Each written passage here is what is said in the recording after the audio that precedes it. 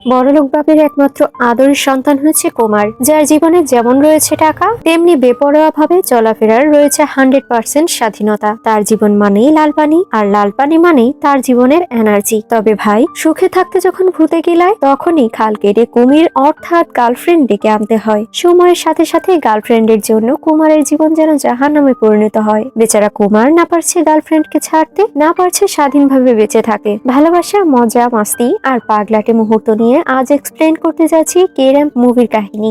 So viewers, জলদি জলদি subscribe করে নিন। তো চলুন বেশি কথা না বাড়িয়ে শুরু করা যাক আজকের মুভির explanation. Amal Jyoti Engineering College. Verma sir বেশ কিছু সাপ্লিমেন্টারি পেপার নিয়ে অফিস কক্ষে ঢুকেছে। অপর শিক্ষক জিজ্ঞেস করে, কতজন শিক্ষার্থী পরীক্ষা দিল? শিক্ষক বলে, শুধুমাত্র একজন পরীক্ষা দিয়েছে। এ কথা শুনে অন্য শিক্ষক বলে, একজনের পরীক্ষার খাতার জন্য এতগুলো পৃষ্ঠা লেগেছে? দুই শিক্ষকেরই এই খাতা দেখার জন্য খুব ইন্টারেস্টেড জাগে, তাই তারা খাতাটা পড়তে শুরু করে। সেখানে প্রথমেই শিক্ষকদের সম্মান জানিয়ে শিক্ষার্থী তার বক্তব্য শুরু করেছে। বক্তব্য হচ্ছে, যদি কোনোভাবে এই পরীক্ষায় তাকে পাশ করিয়ে না দেয়া হয়, তাহলে তার মৃত্যুর নোটে শিক্ষকের নাম লিখেই সে নিজেকে শেষ করে দেবে। শিক্ষকরা তো গ্যারাকুলে পড়ে যায়। এরপরের পৃষ্ঠা তারা পড়তে শুরু করে। আসলে এই শিক্ষার্থীর বাবা তার সন্তানকে নিজের জীবনের মুসিবত মনে করে। বাবা বলে, আমি আমার ছেলের জন্য কোটি টাকার গাড়ি এনেছি। আমাদের স্ট্যাটাসের লোকেরা পাব কিংবা বাড়ি যায়, আর আমার ছেলে বস্তি এরিয়ার মদের দোকানে চলে যায়। বাবার কোটি টাকার সম্পত্তি থাকা সত্ত্বেও ছেলে সাধারণ আর স্বাভাবিক জীবনযাপন করতেই ভালোবাসে। এই হচ্ছে ছেলে, যার নাম কুমার, যে নর্মাল একটা দোকানে গিয়ে সকলের সাথে লাল পানি খেয়ে নাচানাচি শুরু করেছে। বর্তমানে শিক্ষকরা বলছে, আজকালকার বাচ্চাদের যে কি হয়েছে, ওকে ওর বাবা এত কিছু দিয়েছে, তারপরে ছেলেটা সবকিছু ধ্বংস করতেই উঠে পড়ে লেগেছে। মধ্যবিত্তদের স্বপ্ন থাকে বড় হওয়ার, আর এই ছেলে কোটি টাকা ছেড়ে কেন ভিখারির মতো বেঁচে আছে? কুমার বলে, মধ্যবিত্তদের কাছে কিছু থাকে না, তাই তারা স্বপ্ন দেখে, আর আমার কাছে সবকিছু আছে, তাই আমিও স্বপ্ন দেখি। আমার ইচ্ছে লুঙ্গি পরে রাস্তার মধ্যে হেঁটে সাধারণভাবে জীবনযাপন করা। আসলে কুমার ছোট থেকেই এরকম ছিল। বড়লোক হওয়ার জন্য খাবার দাবারের কোনো কমতি ছিল না তাদের। বাবা ভালোবেসে ভালো খাবার তাকে খাওয়ানোর চেষ্টা করত। তবে ছোট কুমারের ভালো খাবার রেখে টেবিলে থাকা আচারের দিকেই নজর থাকতো। ছোটবেলায় পড়াশোনা ভালোই করতাম, তবে একদিন দেখতে পেলাম একজন অভিভাবক তার সন্তানকে রেজাল্ট খারাপ করার জন্য বকছে। সে বলে, পড়াশোনা ভালো করলে এরকম বড় আলিশান বাড়িতে থাকতে পারবে, আর না হলে সারা জীবন আমার মতো চাকর হয়েই থাকতে হবে। তখন থেকেই বুঝতে পারলাম আমার বাবা আমাকে ভালো লাইফ লিড করার জন্য এসব পড়াশোনার মধ্যে ব্যস্ত রাখতে চেষ্টা করছে। তাই তো আমার স্বপ্ন পূরণের জন্য কোনো কষ্ট করারই দরকার নেই। পড়াশোনা সেই থেকেই বন্ধ করে দিলাম। আমার বাবা সবসময় আমার দোষগুলো আমার ওপারে যাওয়া মায়ের কাছে এবং সৃষ্টিকর্তার কাছে দিয়ে দিত। একদিন পণ্ডিত মশাই আমার বাবাকে পরামর্শ দেয়, এখান থেকে আমাকে দূরে পাঠানো, তাহলে নাকি আমার ভাগ্যকুলের গ্রহ নক্ষত্র পাল্টে যেতে পারে। তবে আমি এখানে থাকতেই চাই। এই জন্য বাবা বলে, যদি এবার তুমি পরীক্ষায় পাশ করে যাও, তাহলে তোমাকে এখানে রেখে দেবো, না হলে আমি তোমাকে কেরালা পাঠিয়ে দেবো। তবে অনেক পড়াশোনার পরেও মাথায় কিছুই ঢোকাতে পারে না, তাই লালবানির বোতল ইচ্ছে মতো সাভার করে এক ঘুমে রাত পার করে দেয়। ফলস্বরূপ পরদিন উঠতে অনেক দেরি হয়ে যায়, পরীক্ষাও দিতে পারে না। বাবার অনেক বলার পর একদিন তো পণ্ডিত মশাই কুমারকে বোঝানোর জন্য চেষ্টা করে, তবে কুমার যে লজিক দেখায় তা শুনে পণ্ডিত মশাই হিমশিম খেয়ে যায়। এই সময় কুমারের বন্ধু অনন্যা আর তার বাবা চলে আসে সেখানে। নামটা মেয়েলি হলেও এটা আসলে একজন ছেলে ছিল। বাবা রেগে বলে, তোমার ছেলের জন্য আমার ছেলেটা ক্লাসের টপার থেকে একেবারে ফেইলিওর হয়ে গিয়েছে। তোমার ছেলেকে আমার ছেলের সাথে আর মিশতে দেবে না, তোমার সাথেও আজ থেকে আমার বন্ধুত্ব শেষ। কুমারের বাবা বলে, তোমার জন্য একটা বড় অফার আছে। আমার ছেলে আর তোমার ছেলের জন্য ডোনেশন দিয়ে কেরালাতে সিট নিয়েছি আমি। ওদের আগামী 4 বছরের খরচ আমি একাই সামলে নেব। তুমি যদি বলো তাহলে আমি ওদের পাঠিয়ে দেই। এ কথা শুনে বন্ধু রাজি হয়ে যায়। বাধ্য হয়ে কুমার আর অনন্যাকে কেরালায় চলে যেতে হয়। কুমার তার বন্ধু তাদের মামা বাড়িতে উঠেছে, আর সেই বাড়ির দ্বিতীয় তলায় লালবানির বোতলের একটা আলাদাই রুম রয়েছে। মামার কথা একটাই, লাল পানি খাও, মজা মাস্তি করো, আর জীবনটা উপভোগ করো। সময় এভাবেই অতিবাহিত হয়ে যায়। একদিন বাড়ি কুমারের বন্ধু বিরিশের সাথে কিছু ব্যক্তিদের ঝামেলার জন্য কুমার নিজে সেসব ব্যক্তিদের মেরে সোজা বানিয়ে দেয়। মারামারি শেষে অতিরিক্ত পানি পান করে তালমাতাল হয়ে বাইরে বেরিয়ে আসে। কুমার বলে, সেই মুহূর্তে আমার শারীরিক অবস্থা খুবই খারাপ ছিল। এক পর্যায়ে মনে মনে ভাবতে শুরু করি, এই মুহূর্তে যদি কেউ এসে আমাকে বাঁচিয়ে নিত।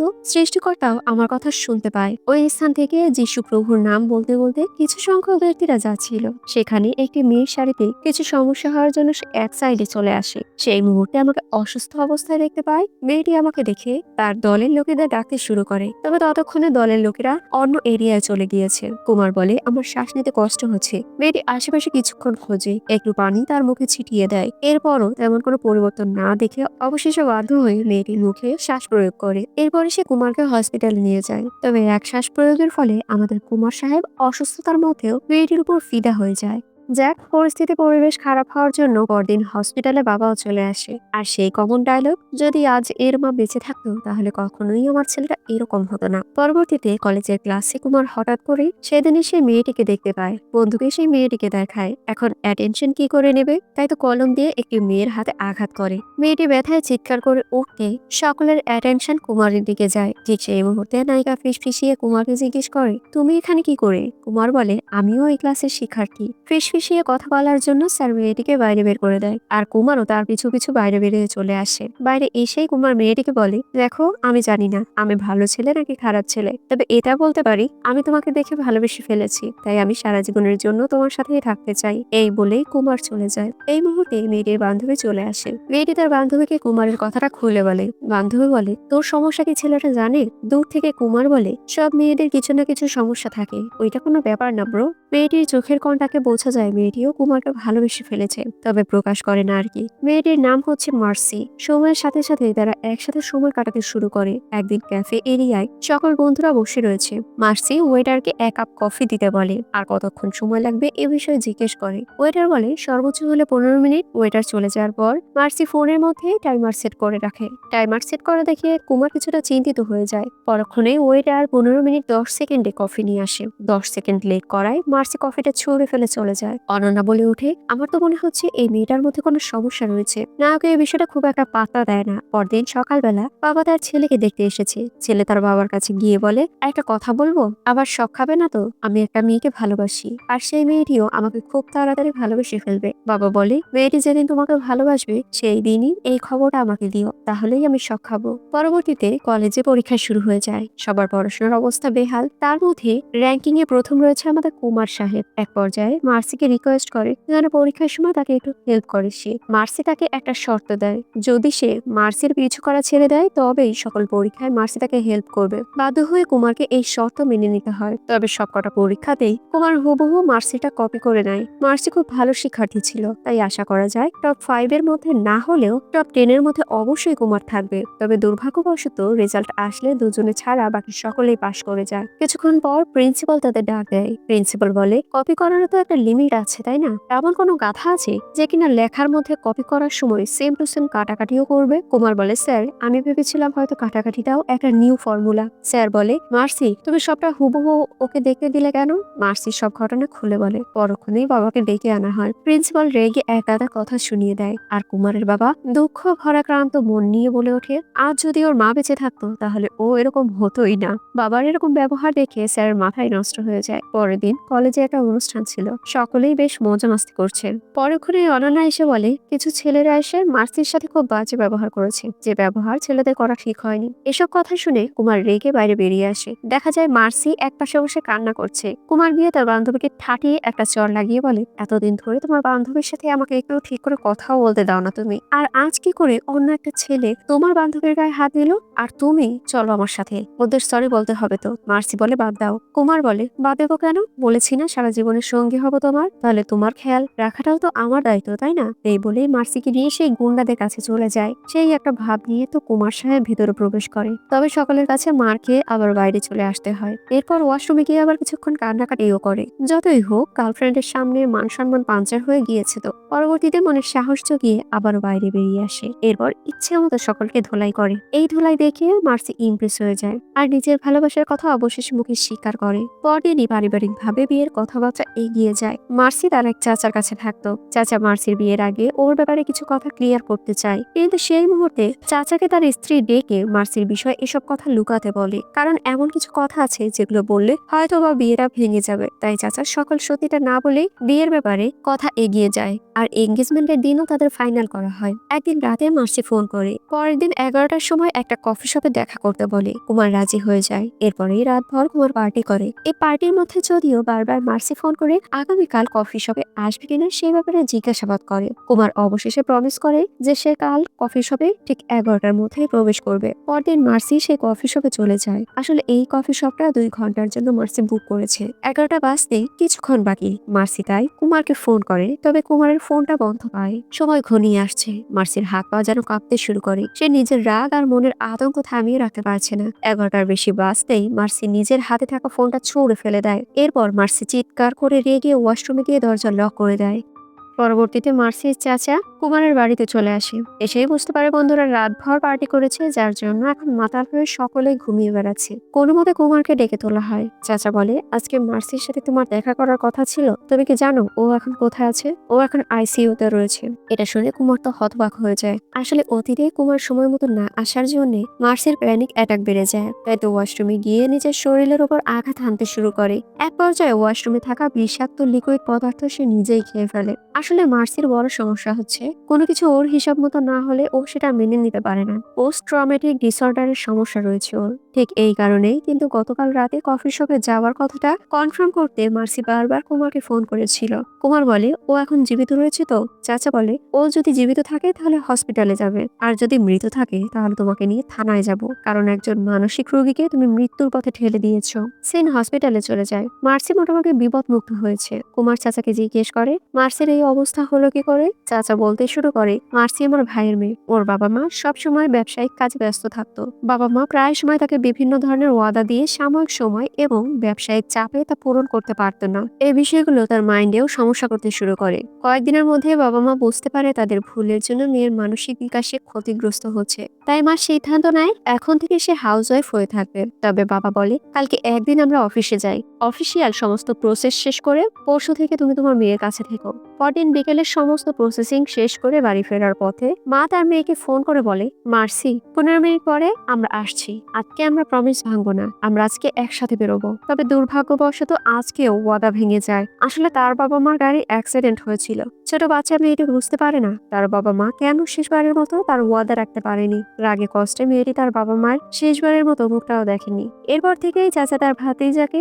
নিজেই মানুষ করেছে। চাচা বলে, আমরা সময়ের সাথে সাথে বুঝতে পারি মার্সির পোস্ট ট্রমেটিক ডিসঅর্ডারে ভুগছে। এই সমস্যার জন্য মানুষ মৃত্যু দোরগোড়ায় পৌঁছে যায়। তার ওয়াদা যে ভঙ্গ করে সেই ব্যক্তির মৃত্যু হলেও মার্সির কিছু যাবে আসবে না। মানে এতটাই সিরিয়াস কন্ডিশন হয়ে গিয়েছে মার্সি। ছোটবেলায় এমনও হয়েছে শিক্ষক 5 মিনিট দেরিতে ক্লাসরুমে ঢোকায় মার্সি নিজের শরীরেই নিজে আঘাত করেছে। এমন ব্যবহারের জন্য মার্সিকে অনেকেই পাগল বলে। একদিন মার্সির সাথে প্রিয়ার বন্ধুত্ব তৈরি হয়। এর মধ্যে নার্সটা জানায় মার্সির হুঁশ ফিরে এসেছে। মনে ভয় রেখে কুমার তার সাথে দেখা করতে যায়। মার্সি জিজ্ঞেস করে, তুমি কফি শপে কেন আসোনি? কুমার বলে, গতকাল রাতে বাড়ি ফেরার সময় গাড়ি অ্যাক্সিডেন্ট হয়, আমার ফোন হারিয়ে যায়, বন্ধুকে হসপিটালে ভর্তি করাতে হয়। এরকম নানা ধরনের বানার গল্প বলে মার্সির মাথা আপাতত ঠান্ডা করে। মার্সি বলে, আমাদের পরিবার আমাদের বিয়ের সম্পর্ক মেনে নিয়েছে। কুমার, আমি তোমাকে অনেক ভালোবাসি, তুমি আমাকে ভালোবাসো তো? এখন ভালোবাসি না বললে নিশ্চিত মার্সি উল্টাপাল্টা কিছু করে বসবে। তাই বাধ্য হয়ে কুমার তার কথায় হ্যাঁ মিলায়। এই মুহূর্তে একজন নার্স চলে আসে। মার্সির ড্রেস আপ চেঞ্জ করাতে হবে। তাই তো কুমার বাইরে বেরিয়ে যায়। বাইরে বেরিয়ে লালবানি ইচ্ছে মতো খেয়ে আবারও মার্সির রুমে এসে বলে, আমাদের মধ্যে প্রেম ভালোবাসা থাকলেও আমি চাচ্ছি এখন থেকে তোমার সাথে ব্রেকআপ করতে। এ কথা শুনে মার্সি পাগলের মতো বিহেভ করতে শুরু করে। পরিস্থিতি খারাপ দেখে কুমার মার্সিকে কাছে টেনে নিয়ে কিস করে বলে, আমি তো সব মজা করছিলাম। মার্সি নিজেকে শান্ত করে বলে, কফি শপে দেরি করে আসা তোমার এই লাল পানি খাওয়ার জন্যই হয়েছে। আবার এই মুহূর্তে যে ব্রেকআপের মজাটা করলে এটাও লাল পানি খাওয়ার জন্য হয়েছে। তাই তোমাকে এখন থেকে লাল পানি খাওয়া বাদ দিতেই হবে। কুমার বলে, আমি ওই পানি ছাড়া তো বাঁচতে পারবো না, ওটা আমার দুর্বলতা। মার্সি রেগে বলে, তুমি পান করবে না। কুমার ভয়ে ভয়ে বলে, এভাবে চেঁচিও না, আমি আর ওসব পান করবো না। মার্সি এই কথা শুনে হাসি মুখে বলে, কালকে রাতের প্রমিসের কথা মনে আছে? কুমারের প্রমিসের কথা মনে না থাকলেও হ্যাঁ বলে বাইরে বেরিয়ে আসে। এরপর গতকাল রাতে কি প্রমিস করেছিল সেটা মনে করার চেষ্টা করে, তবে কোনোভাবেই সে মনে করতে পারে না। এমন সব টেনশন নিয়ে বেশ কিছুদিন চলে যায়। জীবন থেকে যেন সব মজা মস্তি শেষ হয়ে গিয়েছে। তাই কলেজে থাকাকালীন বন্ধুরা মিলে সাময়িক আনন্দের জন্য নাচ গান শুরু করে। এই মুহূর্তে মার্সি এসে বলে, তুমি তোমার প্রমিস ভুলে গিয়েছো? 11টায় পরীক্ষা আর তুমি 10টা 40-এ এখানে মজা করছো। তখন কুমার বুঝতে পারে আসলে ওই দিন রাতে মার্সি বলেছিল কিছুদিন পরেই আমি সেকেন্ড ইয়ারে চলে যাব, আর তুমি ফেল করে সেই ক্লাসেই থাকবে। তুমি কি আমার জন্য এক্সামে পাস মার্ক উঠাতে পারবে? মাতাল কুমার তখন মার্সিকে প্রমিস করেছিল সে মার্সির জন্য পরীক্ষা অ্যাটেন্ড করবে এবং পাশ করেও দেখাবে। বর্তমানে এসব কথা শুনে কুমার দৌড়ে হল রুমে চলে যায়। অন্য কেউ ফেল না করায় কুমারকে একাই এই পরীক্ষাটা দিতে হয়। আর যদি এই পরীক্ষায় ফেল করে তাহলে তো নিশ্চিত মার্সি নিজের জীবন শেষ করে দেবে। ঠিক এই কারণেই এতগুলো পৃষ্ঠা নিয়ে কুমার তার জীবনের বৃত্তান্ত লিখেছে। এখন স্যার কনফিউশন আছে কুমারকে কি পাশ করাবে নাকি ফেল করাবে। কিছুদিন পরেই কুমারের জন্মদিন আসতে চলেছে, তাই বাবা প্ল্যানিং করে খুব বড়সড় ভাবে এবারের জন্মদিন পালন করা হবে। আর এই সময় তার ছেলে আর ছেলে বউয়ের বিয়ের কথাটাও সকলের সামনে জানিয়ে দেবে। এই জন্য কুমারের মামাতো ভাই বিদেশ থেকে দেশে ফেরত এসেছে। ভাইরা সকলে মিলে এক জায়গায় পার্টি দিতেই একটা বারে যায়। ঠিক সেই মুহূর্তে কুমারকে মার্সি ফোন করে। মার্সি বলে, তুমি কোথায় আছো? কুমার বলে, আমি বাহিরে আছি। মার্সি বলে, আচ্ছা আমি একটু ঘুরতে যাব, এই জন্য আমি ভিডিও কল করতে চাচ্ছি। মার্সি দ্রুত তার বন্ধুদের নিয়ে গাড়িতে করে বাইরে বেরিয়ে আসে। গাড়িতে ভিডিও কলটা রিসিভ করে সেই মুহূর্তে বান্টিও মার্সিকে দেখতে চায়, কিন্তু কুমার তাদের দেখাতে নারাজ। এরপর মার্সি বলে, আমাকে কোন ড্রেসটা পরলে ভাল লাগবে? কুমার একটা কালারের কথা বলে ফোনটা কেটে দেয়। এরপর আবারও তারা বাড়ি ফিরে যায়। সেখানে কুমারকে বন্ধুরা বলে, যা গিয়ে কিছু মালামাল নিয়ে আয়। কুমার ফোনটা টেবিলে রেখে লালবাড়ি আনতে যায়। এই সময়ে মার্সি আবার কল করে। এবার বান্টি কলটা রিসিভ করে এবং কুমারের ব্যাপারে সবকিছু বলতে থাকে আর বলে, আমরা বর্তমানে একটি বাড়ি রয়েছি। মার্সি বলে, দারু খাচ্ছ তাই না? বান্টি বলে, হ্যাঁ খাচ্ছি। মার্সি বলে, ও কি খাচ্ছে? বান্টি বলে, তুমি ওর খাওয়ার স্টাইল দেখলে তো ফিদা হয়ে যাবে। এই বলে ভিডিও কলে থাকা অবস্থায় পুরো সিনটা দেখিয়ে দেয়। এটা দেখে মার্সি কলটা কেটে দেয়। কুমার দারু নিয়ে এসে বসে পড়ে। বান্টি বলে, তোমার গার্লফ্রেন্ডকে এইসব দেখালে সে কল কেটে দিয়েছে, হয়তো এই ব্যাপারটা শুনে সে অজ্ঞান হয়ে গিয়েছে। এ সময় মার্সি আবারও কল করে। কুমার মার্সিকে বোঝাতে যাবে, বান্টি আবারও ফোনটা কেড়ে নিয়ে বলে, তুমি ঢং করছো কেন? তুমি এভাবে হাতে টমেটো কেচাপ লাগিয়ে কারদের ভয় দেখাচ্ছ?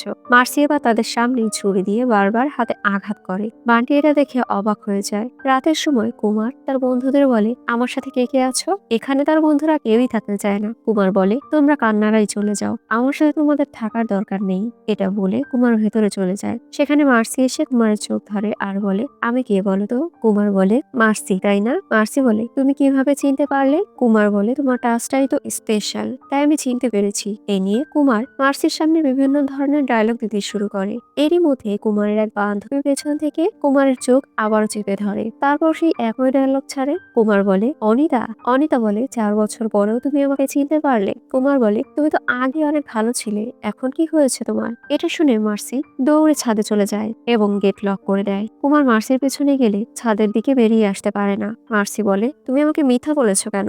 এই জন্যই আমি এখান থেকে লাফ দেব।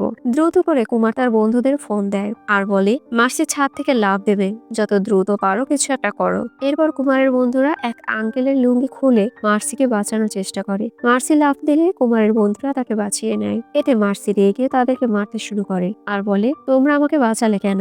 এই বলেই গাড়ির মধ্যে চলে যায়। একটু পরে কুমার সেখানে চলে আসে আর তার বন্ধুদের বলে, মার্সি কোথায়? তার বন্ধুরা গাড়ি থেকে ইশারা করে। তাই কুমার গাড়ির ভেতর প্রবেশ করতেই মার্সি রেগে কুমারকে মারতে শুরু করে। নানা কথার মাধ্যমে কুমার মার্সিকে শান্ত করে। মার্সি রোমান্টিক হয়ে যায়। এরপরে সে ঠান্ডা মাথায় বাইরে বেরিয়ে আসে আর কুমারের বন্ধুদের সাথে ভালো করে কথা বলতে শুরু করে। পরের দিন বান্টির বাবা বান্টিকে দেখে এমন ভান করে যেন সে তার ছেলেকে চিনতেই পারে না। বান্টিও বাবাকে খুব একটা পাত্তা না দিয়ে চলে যায়। একটু পরে বান্টির বাবা এক মহিলাকে টাচ করে আর একদম পাগলের মতো হয়ে যায়। আসলে যৌবনকালে এক নারী কুমারের হাতের স্পর্শে সে অন্যরকম ফিল করেছিল, আজও সেই একই রকম ফিল পায়। এখন একজন লোক এসে বলে, কি দেখছেন এভাবে? বান্টির বাবা বলে, এই মেয়েটির কি বিয়ে হয়েছে? লোকটি বলে, মেয়ে না, সে আন্টি। বান্টির বাবা বলে, ওই আন্টির কি বিয়ে হয়েছে? লোকটি বলে, হ্যাঁ। বান্টির বাবা বলে, আপনি এটা কি করে জানলেন? লোকটি বলে, কেননা এই আন্টির হাজবেন্ডই হচ্ছে আমি। এটা শুনে বান্টির বাবা চুপ হয়ে যায় আর লোকটি ভিতরে চলে যায়। রাতের সময় এই বিয়ে নিয়ে কুমার অনেক চিন্তিত।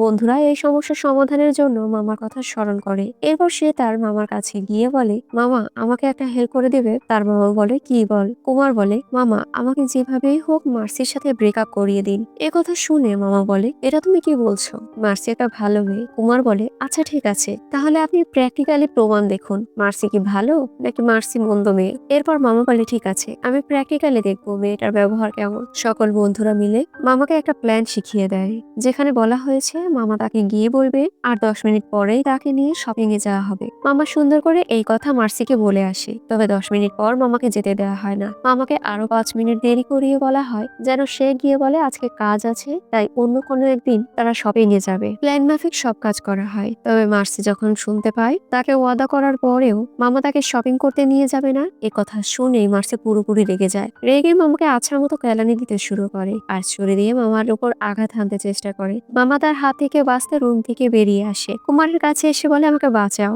মেয়ের সাথে কোনোভাবেই তোমার সম্পর্ক হবে না, যত তাড়াতাড়ি সম্ভব তুমি ব্রেকআপ করে ফেলো। এই মুহূর্তে সেখানে সেই লোকই চলে আসে। তিনি বলেন মামার কথার জন্য এই সম্পর্ক ভেঙে দিও না, তুমি ওর পুরো জীবন। আমি বুঝতে পারছি সবকিছু, তবে একটা কথা কি জানো, মার্সি খুব ভালো একটা মেয়ে। এটা বলে লোক সে স্থান থেকে চলে যায়। কিছুক্ষণ পর কুমারের জন্মদিন। ভালো করে জন্মদিন পালন করার শেষে রাতে কুমার মার্সিকে বলে আমি হয়তো পরীক্ষায় পাশ করতে পারবো না। এতে মার্সি অনেকটা ঘাবড়ে যায় আর বলে আমার বিশ্বাস হচ্ছে না তুমি ফেল করবে, যেভাবেই হোক তোমাকে পাশ করতেই হবে, কারণ তুমি আমাকে প্রমিস করেছিলে। এরপরে তুমি যখন বলছো যে তুমি পাশ করো কিংবা ফেল করো, আমরা সবসময় একসাথেই থাকবো, আমি চেষ্টা করবো তা পালন করার। কিছুদিন পর কুমার এক্সাম দেয়। আসলে শিক্ষক বলেছিল তোমাকে আমি পাশ করাবো, যদি তুমি 5টা প্রশ্নের একটা প্রশ্নেরও উত্তর দিতে পারো তাহলেই তোমাকে আমি পাশ করিয়ে দেব। কুমার পরীক্ষা দেয়, তবে তার মনে ভয় থাকে যদি মার্সি নিজের ওয়াদা ভঙ্গ করে তাহলে সারা জীবন তার কথা শুনে চলতে হবে। এই বিষয়টা দেখার জন্য কুমার সোজা মার্সির কাছে গিয়ে বলে আমি পরীক্ষায় ফেল করেছি। মার্সি বিশ্বাস করতে চায় না। কুমার তবুও মার্সিকে বিশ্বাস করায় যে হ্যাঁ এটা সত্যি, আমি পরীক্ষায় ফেল করেছি, পাশ করতে পারিনি আমি। এটা শোনার পর মার্সি সেখানে থাকা সবকিছু ভাঙচুর করতে শুরু করে আর বলে তুমি আমাকে করার প্রমিস রাখতে পারোনি। কুমার বলে আমি পাশ করেছি, এই বলেই রেজাল্ট দেখায়। এটা দেখে মার্সি খুশি হয়ে যায়। রাতের বেলা কুমার নেশা করছিল। এই সময় মার্সির চাচা এসে কুমারকে অনেক ধন্যবাদ জানায়, কিন্তু কুমার মার্সির চাচাকে আজে বাজে কথা বলতে শুরু করে। এক পর্যায়ে বলে এই বোঝা আর আমি সামলাতে পারবো না। মামা চাচাকে এক পাশে সরিয়ে নিয়ে আপাতত এই বিষয়টা সামাল দেয়। কুমারের মামা কুমারের কাছে এসে জোরে একটা চড় মারে। এতে কুমার বলে আপনিও আমাকে ভুল বুঝছেন মামা, আমাকে আসলে কেউ বুঝতেই চায় না, এরকম মেয়েকে কে কে সহ্য করতে পারে বলে। মামা বলে তোমার বাবা, তোমার থেকেও তোমার বাবা বেশি সহ্য করছে। ছোটবেলা থেকে তুমি যে রেজাল্ট করেছো তার থেকে তোমার বাবার কর্মচারীরা 1000 গুণ ভালো রেজাল্ট করেছে। 10ম শ্রেণীতে তুমি লাল পানি খেয়ে তোমার বাবার নাম বদনাম করেছো। তুমি কখনো টাকার প্রয়োজন ছাড়া তোমার বাবার সাথে 1 মিনিট কথা বলেছো? তুমি তোমার শান্তির জন্য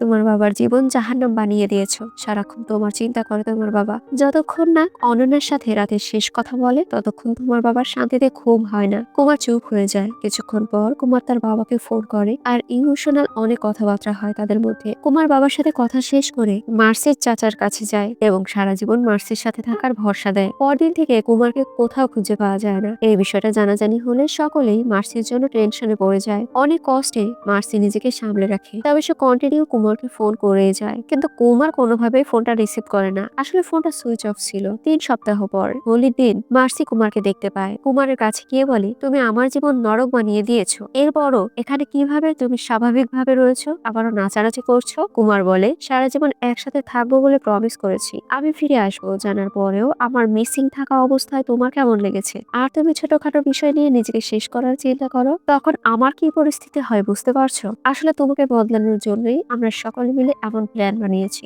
সবকিছু শুনে কুমারকে মার্সি জড়িয়ে ধরে। এরপর কুমারের বন্ধু তার কাছে এসে জিজ্ঞেস করে তোমার যে অবস্থা তাতে তো তুমি এই আইডিয়া বের করতে পারবে না, সত্যি করে বলো এই প্ল্যান কার ছিল? কুমার বলে এই প্ল্যানটা আসলে চ্যাট জিপিটি দিয়েছিল।